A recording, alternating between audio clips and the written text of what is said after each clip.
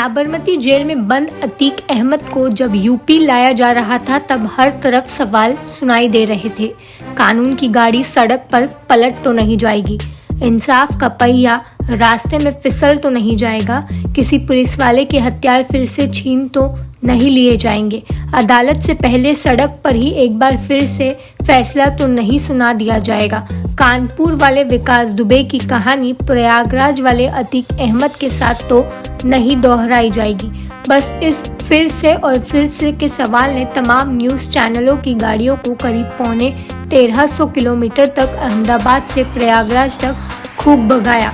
लोग टीवी के पर्दे पर नजरें गड़ाए थे कि पता नहीं कब और कहां गाड़ी पलट जाए या फिर गाड़ी नजरों से अचानक ओझल हो जाए।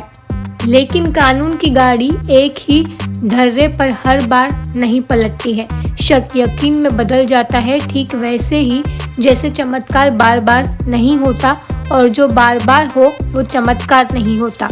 फिर इस सफ़र में कमबख्त कानून की तरह प्रयागराज में बारिश भी नहीं हुई कि पहिया फिसलता और गाड़ी पलटती। लिहाजा करीब 24 घंटे का यह सफ़र एंटी क्लाइमैक्स और बिना किसी एक्शन सीन के एक जेल से शुरू होकर दूसरे जेल के दरवाजे पर जाकर खामोशी से खत्म हो जाता है। याद कीजिए, लगभग 2.5 साल पहले ठीक ऐसे ही एक सफ़र का हिस्सा बने थे आप। तब गाड़ी को उज्जैन से चलकर कानपुर पहुंचाना था। तब सफ़र छोटा भी था, लेकिन इस बार सफ़र सचमुच लंबा था।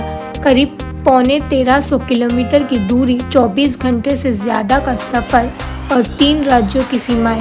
काफिले के साथ कुल 9 गाड़ियां और 45 जवान अफसर। कायदे से देखें तो अगर यूपी पुलिस अहमदाबाद से प्रयागराज तक के लिए किसी ट्रेन का पूरा एक डब्बा ही बुक करा लेती तो खर्चा भी कम पड़ता और थकान भी कम होती। पर हाँ, फिर ये तमाशा ज़रूर मिस हो जाता और वो गाड़ी पलटने वाला सस्पेंस और रोमांचक भी खत्म हो जाता।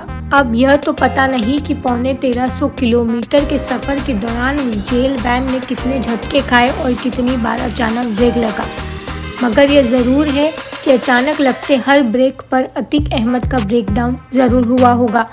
खासकर एमपी के शिवपुरी इलाके में तो अतीक अहमद की सांसें शर्तिया उस वक्त अटक गई होगी जब सचमुच जेल वैन के ड्राइवर ने अचानक जोर की ब्रेक मारी और कुछ पल के लिए लगा कि बस अब गाड़ी पलट गई।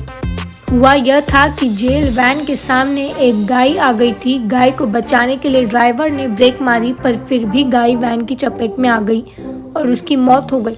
लेकिन अतीक अब भी जिंदा और सही सलामत था। अतीक अहमद भी अहमदाबाद से शिवपुरी पहुंचा, फिर वहां से झांसी और उसके बाद बांदा से प्रयागराज और कानपुर का रास्ता अलग हो जाता है। यानी विकास दुबे और अतीक अहमद दोनों ही शिवपुरी से बांदा तक एक ही रास्ते पर सफ़र कर रहे थे। ये रास्ता करीब 300 किलोमीटर लंबा है, यानी 300 किलोमीटर तक विकास दुबे और अतीक अहमद की गाड़ी एक ही रूट पर दौड़ी थी।